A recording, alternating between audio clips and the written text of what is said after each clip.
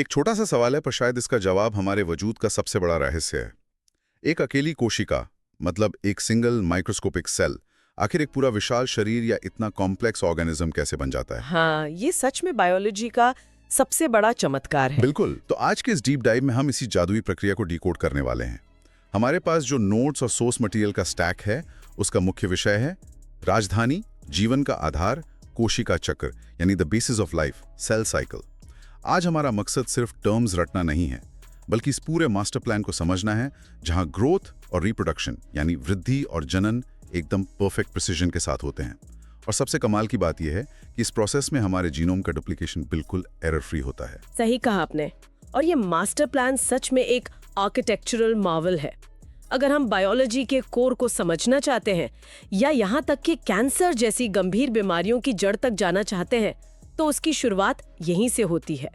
आज हमारा लक्ष्य यही है कि सोर्स मटेरियल के हर एक कॉन्सेप्ट की ऐसी गहराई में उतरा जाए और उनके पीछे का क्यों समझा जाए कि श्रोताओं के लिए इस साइकिल का हर एक डिटेल हमेशा के लिए एक क्लियर स्टोरी बन जाए। तो चलिए सीधे मुद्दे पर आते हैं। हमारी पहली स्लाइड और सोर्स मटेरियल में कोशिका चक्र को एक 24 घंटे की घड़ी यानी एक 24 आवर क्लॉक के रूप में दर्शाया गया है। और इसमें सबसे बड़ा इंसाइट मुझे ये लगा कि सेल अपने पूरे जीवन का 75% समय, मतलब 95% टाइम, सिर्फ इंटरफेस यानी अंतरावस्था में गुजार देती है। यानी सेल डिवीजन एक्चुअल में सिर्फ 5% वक्त ही लेता है, जिसे हम एम फेज कहते हैं। ये तो वही बात हो गई कि किसी शादी की प्लानिंग में सालों लग गए और इवेंट बस 2 घंटे में खत्म हो गया। हाँ, ये एनालॉजी बिल्कुल परफेक्टली फिट बैठती है। ये 24 आवर क्लॉक वाली बात इस साइकिल की बायोलॉजिकल कॉस्ट को बहुत अच्छे से समझाती है।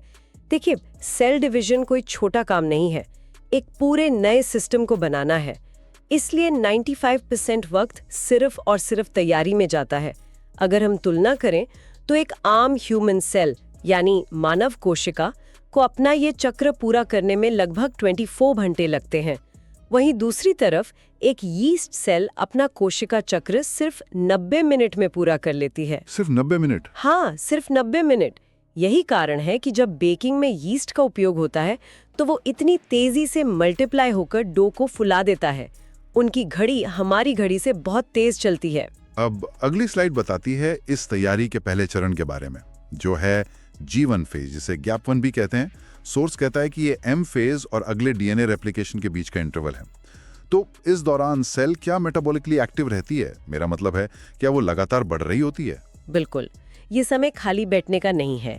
इस दौरान कोशिका लगातार वृद्धि करती है, कंटिन्यूअस ग्रोथ होती है। इस फेज में सेल अपने अंदर के कोशिकांगों यानी ऑर्गेनेल्स का द्विगुणन करना शुरू कर देती है। इसे ऐसे समझ सकते हैं श्रोता कि अगर कोई बड़ा घर बनाना है तो फाउंडेशन डालने से पहले आपको ईंट, सीमेंट और स्टील इकट्ठा करना पड़ता है।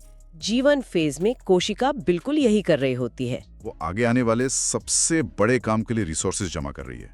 और इस स्लाइड के बाद हम समझते हैं वो सबसे बड़ा काम जो होता है S फेज में, यानी सिंथेसिस फेज। मुझे लगता है सोर्स मटेरियल का ये हिस्सा सबसे ज्यादा फोकस मांगता है। यहाँ डीएनए का प्रतिकृतिकरण यानी रेप्लिकेशन होता है। लेकिन यहाँ एक गणित का नियम है जो शायद थोड़ा कंफ्यूज कर सकता है। हाँ, वो 2C और 4C वाला नियम। एग्जैक्टली। सोर्स कहता है कि डीएनए की मात्रा 2C से बढ़कर 4C हो जाती है, यानी अमाउंट डबल हो जाता है। लेकिन गुणसूत्र संख्या या क्रोमोसोम काउंट 2N ही रहती है। अब अगर डीएनए डबल हो रहा है तो क्रोमोसोम काउंट क्यों नहीं बढ़ रहा है? ये कंफ्यूजन बहुत आम है, पर इसका लॉजिक बहुत क्लियर है। इसको एक सिंपल उदाहरण से विजुअलाइज करते हैं। मान लीजिए कि एक स्कूल बैग है जिसमें 5 किताबें हैं। वो बैग एक क्रोमोसोम है और किताबें उसके अंदर का डीएनए है। अगर उन 5 किताबों की बिल्कुल सेम फोटोकॉपी बनाकर उसी एक बैग में डाल दी जाए तो बैग के अंदर का कंटेंट यानी डीएनए की मात्रा डबल हो गई। ये 2C से 4C हो गया। लेकिन बैग तो अभी भी एक ही गिना जाएगा ना? हाँ, समझ गया। मात्रा बढ़ी है, कंटेनर वही है। ठीक वैसे ही डीएनए मटेरियल डबल जरूर होता है ताकि आगे चलकर बंट सके, लेकिन क्रोमोसोम का काउंट 2N ही रहता है, उसमें कोई बदलाव नहीं आता। साथ ही इस चरण में तारा केंद्र यानी सेंट्रियोल का द्विगुणन भी होता है, जो आगे डिवीजन में रस्सी की तरह काम आएगा। बैग वाला उदाहरण सच में बहुत आसान कर देता है इसको। इसके बाद अगली स्लाइड में सेल G2 फेज में एंटर करती है। यहाँ देखिए, स्पिंडल फाइबर के लिए प्रोटीन बनने लगते हैं, लेकिन सोर्स डॉक्यूमेंट यहाँ पर एक एग्जिट रैम्प की बात करता है, जिसे G0 या शांत अवस्था, क्विसेंट स्टेज कहते हैं। ये काफी इंटरेस्टिंग कॉन्सेप्ट लगा मुझे। सेल साइकिल से बाहर निकलने का एग्जैक्टली क्या मतलब है? ये G0 का कॉन्सेप्ट असल में नेचर का एक सेफ्टी और एफिशिएंसी मैकेनिज्म है। देखिए, हर कोशिका को लगातार डिवाइड होने की ज़रूरत नहीं होती। अगर वो बिना कंट्रोल के डिवाइड होती रहे तो एनर्जी और रिसोर्सेज जल्दी खत्म हो जाएंगे।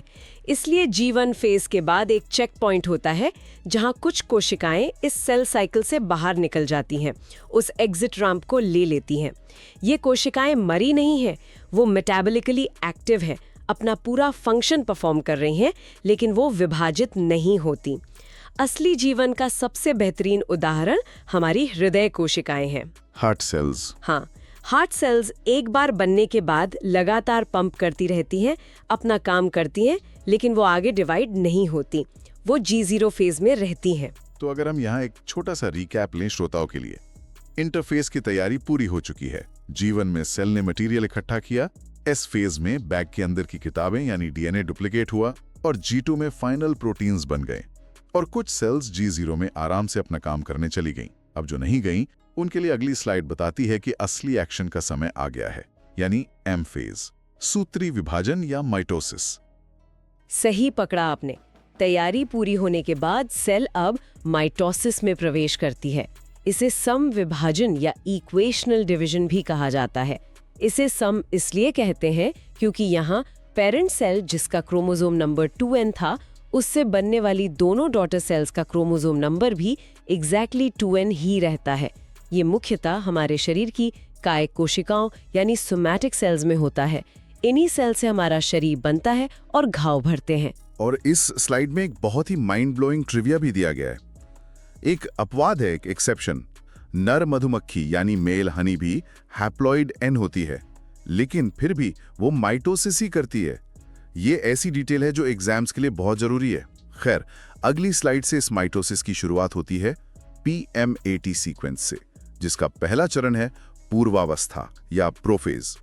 यहाँ मटेरियल बताता है कि क्रोमैटिन का संघनन होता है। इसको हम विजुलाइज कैसे करें? इसे ऐसे इमेजिन करें जैसे किसी रील का धागा पूरे कमरे में उलझा हुआ पड़ा हो। उस उलझे हुए धागे को हम क्रोमैटिन कहते हैं। जब प्रोफेज शुरू होता है तो सेल उस धागे को लपेटकर एक टाइट बंडल में बदलने लगती है, जिसे संघनन या कंडेंसेशन कहते हैं। ये टाइट बंडल्स ही हमें एक्स शेप के क्रोमोसोम्स के रूप में दिखते हैं। साथ ही क्योंकि इन क्रोमोसोम्स को अब पूरे सेल में आज़ादी से मूव करना है, तो बीच में जो न्यूक्लियस की दीवार होती है, केंद्रक झिल्ली, वो गायब होने लगती है। और जो सेंट्रियोल्स S फेज में डबल हुए थे, वो कोशिका के विपरीत ध्रुवों यानी ऑपोजिट पोल्स की तरफ जाना शुरू कर देते हैं। उसके बाद आती है 8वीं स्लाइड, मध्यावस्था यानी मेटाफेज। जब मैं इसकी थ्योरी देख रहा था तो ये एक बहुत ही ऑर्डरली दृश्य लगा। सारे क्रोमोसोम्स एकदम बीच में आकर अलाइन हो गए हैं। हाँ, मेटाफेज में कोशिका का डिसिप्लिन बिल्कुल देखने लायक होता है। सारे कंडेंस्ड क्रोमोसोम सेल की इक्वेटर या मध्य रेखा पर आकर एक लाइन में अलाइन हो जाते हैं। इस अलाइनमेंट को मेटाफेज प्लेट कहते हैं। ध्रुवों से जो स्पिंडल तंतु आ रहे थे, वो अब इन क्रोमोसोम्स के एक खास हुक से जुड़ते हैं। वो हुक जिसे काइनेटोकोर कहते हैं। Exactly, kinetochore. एक एग्जाम टिप यहाँ ये है कि अगर माइक्रोस्कोप के नीचे क्रोमोसोम्स की मॉर्फोलॉजी या उनकी दिखावट, आकार और स्ट्रक्चर को डिटेल में स्टडी करना है, तो मेटाफेज सबसे बेहतरीन चरण है, क्योंकि यहाँ वो सबसे ज्यादा क्लियर और ठोस दिखते हैं। और उस डिसिप्लिन के तुरंत बाद अगली स्लाइड में एक मेजर डिसरप्शन होता है, एनाफेज यानी पश्चावस्था में। यहाँ आकर वो सेंट्रोमियर स्प्लिट हो जाता है, वो हुक टूट जाता है। कैसा टग ऑफ वॉर चल रहा होता है इस वक्त सेल के अंदर। ये tug of war he anaphase का सबसे डिफाइनिंग मोमेंट है। मेटाफेज में जो सिस्टर क्रोमैटिड सेंट्रोमियर से जुड़े हुए थे, अब वो सेंट्रोमियर बीच से टूट जाता है। दोनों पोल से स्पिंडल तंतु उन क्रोमैटिड्स को अपनी अपनी तरफ बहुत तेजी से खींचने लगते हैं। इस खिंचाव की वजह से क्रोमैटिड्स हवा में उड़ते हुए रिबन की तरह मुड़ जाते हैं और V, L, J या I आकार ले लेते हैं। मतलब मेटाफेज मॉर्फोलॉजी के लिए बेस्ट है और एनाफेज इन स्पेसिफिक शेप्स की स्टडी के लिए बेस्ट है। बिल्कुल सही। और एक और जरूरी बात, अलग होने के बाद इन सिस्टर क्रोमैटिड्स को अब क्रोमैटिड्स नहीं बल्कि स्वतंत्र गुणासूत्र या इंडिपेंडेंट क्रोमोसोम्स कहा जाता है। ये खिंचतान पूरी होने के बाद 10वीं स्लाइड आती है अंत्यावस्था या टीलोफेज और साइटोकाइनेसिस की। टीलोफेज को पढ़ के लगता है कि ये तो प्रोफेज का एकदम रिवाइंड बटन है, जो गायब हुआ था वो सब वापस आ रहा है। हाँ, टीलोफेज प्रोफेज का एकदम रिवर्स प्रोसेस है। क्रोमोसोम्स वापस खुलकर धागे बनने लगते हैं और जो न्यूक्लियर मेम्ब्रेन गायब हुई थी वो दोनों नए सेट्स के चारों तरफ वापस बन जाती है। एक सेल के अंदर अब 2 न्यूक्लियस आ गए हैं। उसके बाद होता है साइटोकाइनेसिस यानी कोशिका द्रव्य का विभाजन। यहाँ पर सोर्स डॉक्यूमेंट में एक बड़ा दिलचस्प पॉइंट है एनिमल और प्लांट सेल्स के डिफरेंस को लेके। दोनों के डिवाइड होने का तरीका अलग क्यों है? मैंने पढ़ा कि एनिमल सेल में खांच विधि होती है और प्लांट में कोशिका पट्टिका। इसका रीजन उनका फिजिकल स्ट्रक्चर है। एनिमल सेल्स के पास बाहर कोई सख्त दीवार नहीं होती, सिर्फ एक नरम झिल्ली होती है। इसलिए उनमें बाहर से अंदर की तरफ एक खींच या फरो बनती है, जैसे किसी गुब्बारे को बीच से धागे से कस दिया जाए। लेकिन प्लांट सेल्स के चारों तरफ एक कड़क सेल वॉल होती है, तो वो बाहर से ऐसे दब नहीं सकती। इसलिए प्लांट सेल्स में अंदर से बाहर की तरफ एक सेल प्लेट बनती है जो सेल को 2 कमरों में बांट देती है। वेट, इसमें एक बहुत माइंड ब्लोइंग एग्जांपल भी दिया है, सिंसिशियम या बहुकेंद्रकीय अवस्था, और इसका रियल लाइफ एग्जांपल दिया है नारियल पानी या कोकोनट वाटर। मतलब जब हम नारियल पानी पीते हैं तो क्या हम एक्चुअली एक लिक्विड सेल पी रहे होते हैं? हाँ, ये नेचर का एक और बड़ा चमत्कार है। सिंसिटियम उस अवस्था को कहते हैं जहां सेल का न्यूक्लियस तो बार बार डिवाइड होता रहता है, यानी टीलोफेज तक पूरा प्रोसेस होता है, लेकिन साइटोकाइनेसिस नहीं होता। कोशिका बीज से बनती ही नहीं। नारियल पानी इसका सबसे क्लासिक एग्जाम्पल है। उसमें हजारों न्यूक्लियाई एक ही लिक्विड के अंदर तैर रहे होते हैं। वो टेक्निकली एक विशाल बहुकेंद्रकीय कोशिका द्रव्य है। Mind blown. तो यहाँ आकर हमारा दूसरा छोटा सा रीकैप बनता है, माइटोसिस यानी समविभाजन, जहाँ सेल बेसिकली अपनी एक एग्जैक्ट कॉपी बनाती है। वो साइकिल यहाँ कंप्लीट होती है। बॉडी ग्रो कैसे करती है ये हमने समझ लिया, लेकिन स्लाइड 11 से एक बिल्कुल अलग लेवल की कहानी शुरू होती है, अर्धसूत्री विभाजन यानी मियोसिस। ये जीवन की विविधता का रहस्य है और सच कहूं तो ये बायोलॉजी का सबसे खूबसूरत हिस्सा है। मियोसिस स्थिरता और ग्रोथ के लिए था, लेकिन मियोसिस एवोल्यूशन और जेनरेशन आगे बढ़ाने के लिए है। इसे न्यूनकारी विभाजन या रिडक्शनल डिवीजन कहते हैं। रिडक्शनल इसलिए क्योंकि यहाँ आकर क्रोमोसोम नंबर अचानक आधा हो जाता है, यानी 2n से n हो जाता है। ये हमारे शरीर की जनन कोशिकाओं यानी गेमीट्स में होता है। अगर हम लॉजिक लगाएं तो ये आधा होना बहुत जरूरी है, क्योंकि जब मेल का n और फीमेल का n जुड़ेगा तभी तो आने वाली जनरेशन वापस 2n बनेगी। इसको मेंटेन करने के लिए मियोसिस 2 चक्रों में काम करता है, मियोसिस 1 और मियोसिस 2। तो 12वीं स्लाइड में हम देखते हैं मियोसिस आई का पहला चरण प्रोफेस आई। सोर्स इसे सबसे लंबी और जटिल अवस्था बताता है। इसके अंदर 5 अलग अलग सब स्टेजेस हैं। पहला है लेप्टोटीन, जहां गुणसूत्र बुके की तरह दिखते हैं। फिर आता है जाइगोटीन, यहां समजात गुणसूत्रों यानी होमोलॉगस क्रोमोसोम्स की जोड़ी बनने की बात हुई है। इसे थोड़ा एक्सप्लेन करें। जरूर।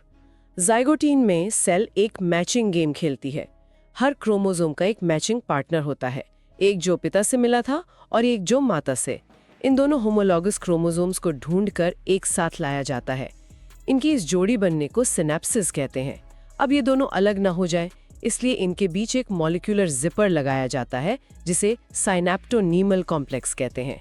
इस पूरी जोड़ी को बाइवैलेंट या टेट्राड कहा जाता है। और ये जिपर लगना इसलिए जरूरी है क्योंकि अगली स्लाइड 13 में इनके बीच एक बहुत बड़ा एक्सचेंज होने वाला है, 25 स्टेज में।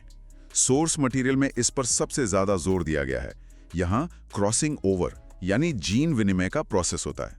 इस पूरे साइकिल में अगर कोई एक सुपरस्टार कॉन्सेप्ट है तो वो 25 स्टेज की क्रॉसिंग ओवर ही है। जो जोड़ी पिछले स्टेज में जिपर से जुड़ी थी, अब उनके नॉन सिस्टर क्रोमैट्स के बीच में डीएनए के हिस्सों की अदला बदली होती है। एक का जेनेटिक मटेरियल दूसरे में और दूसरे का पहले में मिक्स होता है। इस फिजिकली कटिंग और पेस्टिंग के काम को एक एंजाइम करता है जिसका नाम है रिकॉम्बिनाइज। यह आनुवंशिक विविधता यानी जेनेटिक वेरिएशन। श्रोताओं के लिए यह सोचना कितना फैसिनेटिंग है कि भले ही हमारे माता पिता एक हैं, फिर भी हम अपने भाई बहनों से अलग क्यों दिखते हैं। ये इसलिए क्योंकि मियोसिस के इस पैकेट इन फेज में जब गैमेट्स बन रहे थे तो जीन्स की मिक्सिंग बिल्कुल रैंडम और यूनिक हुई थी। बिल्कुल सही। उसके बाद स्लाइड 14 आती है, जहां प्रोफेज आय के आखिरी 2 फेजेस हैं, डिप्लोटीन और डायकाइनेसिस। डिप्लोटीन स्टेज में वो जिपर यानी सिनेप्टोनेमल कॉम्प्लेक्स घुलने लगता है, लेकिन होमोलोगस क्रोमोसोम्स अभी भी उन पॉइंट्स पर जुड़े रहते हैं जहां उन्होंने जीन्स एक्सचेंज किए थे। ये जुड़ाव एक एक्स आकार की संरचना बनाता है जिसे चियाज़माता कहते हैं। फिर डायकाइनेसिस में क्या होता है? डायकाइनेसिस में उपांत्य भवन या टर्मिनलाइजेशन होता है। इसका मतलब है कि वो एक्स शेप धीरे धीरे सिरों की तरफ सरक जाता है और फाइनली केंद्रक झिल्ली पूरी तरह गायब हो जाती है ताकि अगला चरण शुरू हो सके। और 15वीं स्लाइड में हम एंटर करते हैं मेटाफेज आई और एनाफेज आई में। मेटाफेज आई में तो फिर से वही इक्वेटर वाली अलाइनमेंट होती है जोड़ों की, लेकिन एनाफेज आई को सोर्स मटेरियल में एक बहुत बड़ा ट्विस्ट बताया गया है। मिटोसिस के एनाफेज में तो सेंट्रोमियर टूट लिया था, यहाँ क्या अलग हो रहा है? यही वो पॉइंट है, ज्यादातर कंफ्यूजन होता है। माइटोसिस में हुक यानी सेंट्रोमियर टूटा था, लेकिन मियोसिस के एनाफेज 1 में सेंट्रोमियर विभाजित नहीं होता। सिस्टर क्रोमैटिड्स अभी भी जुड़ी रहती हैं। तो खींचा क्या जाता है? पूरे के पूरे समजात गुणसूत्र यानी होमोलोगस क्रोमोसोम्स। एक क्रोमोसोम लेफ्ट पोल पर चला जाता है और उसका पार्टनर राइट पोल पर। चूंकि यहाँ सेट आधे आधे बंट गए, यही वो एग्जैक्ट मोमेंट है जहाँ क्रोमोसोम काउंट एक्चुअली 2n से आधा होकर n हो जाता है। 16वें स्लाइड में इसके बाद टिम्लोफेज 1 होती है और 2 हैप्लॉइड कोशिकाएं बन जाती हैं। फिर सेल एक छोटा सा पॉज लेती है जिसे इंटरकाइनेसिस कहते हैं। डॉक्यूमेंट में इस फेज पर एक बड़ा सा डेंजरस साइन लगाया गया है कि यहाँ डीएनए रेप्लिकेशन बिल्कुल नहीं होता। ऐसा क्यों? ये नेचर का एक जरूरी सेफ्टी चेक है। इंटरकाइनेसिस 2 मियोसिस के बीच का एक छोटा सा विराम है, लेकिन शुरुआती G1S G2 वाले इंटरफेस के विपरीत यहाँ डीएनए का रेप्लिकेशन स्ट्रिक्टली बंद होता है, क्योंकि मियोसिस का पूरा मकसद डीएनए को कम करना, आधा करना था। अगर इंटरकाइनेसिस में उसने गलती से वापस डीएनए कॉपी कर लिया तो क्रॉसिंग ओवर और रिडक्शन का सारा काम बर्बाद हो जाएगा। इसलिए वहाँ कोई डीएनए सिंथेसिस अलाउ नहीं होती। कितना परफेक्ट सिस्टम है। उसके बाद 17वीं स्लाइड में फाइनल स्ट्रेच शुरू होता है, मियोसिस 2 माइटोसिस जैसा। हाँ, मियोसिस 2 लगभग नॉर्मल माइटोसिस की ही कार्बन कॉपी है। मियोसिस आई में जो 2 हैप्लॉइड सेल्स बनी थीं, अब एनाफेज 2 के दौरान फाइनली उनका सेंट्रोमियर टूटता है, क्रोमेटिड्स अलग होते हैं और साइकिल के अंत में एक सिंगल पेरेंट सेल से हमें 4 नए जेनेटिकली डिफरेंट हैप्लॉइड कोशिकाएं प्राप्त होती हैं। ये पूरा प्रोसेस समझने के बाद 18वीं स्लाइड में एक महामुकाबला है, मिटोसिस वर्सेस मियोसिस। अगर हम रैपिड फायर कंपैरिजन करें तो डिफरेंसेस एकदम क्लियर नजर आते हैं। मिटोसिस काई कोशिकाओं में होता है, जबकि मियोसिस जनन कोशिकाओं में होता है। सही। और मिटोसिस में 2 आइडेंटिकल कोशिकाएं बनती हैं जहां 2n बराबर 2n रहता है, जबकि मियोसिस में 4 डिफरेंट कोशिकाएं बनती हैं जहां 2n से n हो जाता है। और सबसे क्रिटिकल अंतर, मिटोसिस में कोई क्रॉसिंग ओवर नहीं होता, जबकि मियोसिस में जेनेटिक मटेरियल का एक्सचेंज होता है। 19वीं स्लाइड में एक टेक्निकल ग्राफ दिया गया है, सी वैल्यू ग्राफ। इसे डिकोड करना बहुत जरूरी है एग्जाम्स के लिए, क्योंकि ये डीएनए की मात्रा का हिसाब रखता है। इसे लॉजिकली कैसे ट्रेस करें? इसे फाइनेंशियल स्टेटमेंट की तरह ट्रेस करें। G1 फेज में हम 2n और 2c पर थे। S फेज में डीएनए डबल हो गया तो हम 2n और 4c पर आ गए। मेटाफेज I तक हम वही रहते हैं। फिर एनाफेज I के अंत में जब होमोलोगस क्रोमोसोम्स अलग हुए तो सेल हैप्लॉइड हो गई और डीएनए आधा होकर 2c रह गया। और फाइनली मियोसिस 2 के एंड में जब सेंट्रोमियर टूटा तो हर 4 सेल में अमाउंट n और 1c हो गया। ये मैथमेटिकली बिल्कुल एक्यूरेट है। कमाल का डेटा है ये। और अब स्लाइड 20 में इस सब का महत्व यानी इवोल्यूशन पर फोकस है। मिटोसिस स्थिरता लाता है, जबकि मियोसिस क्रॉसिंग ओवर के जरिए नए ट्रेड्स लाता है। और सबसे जरूरी बात, मियोसिस के कारण ही पीढ़ियों में क्रोमोसोम नंबर स्थिर रहता है। अगर मियोसिस ना हो तो हर जनरेशन में क्रोमोसोम डबल होते जाएंगे। बिल्कुल। और स्लाइड 21 में हमारा फाइनल एग्जाम टिप है, PMAT का सीक्वेंस याद रखें।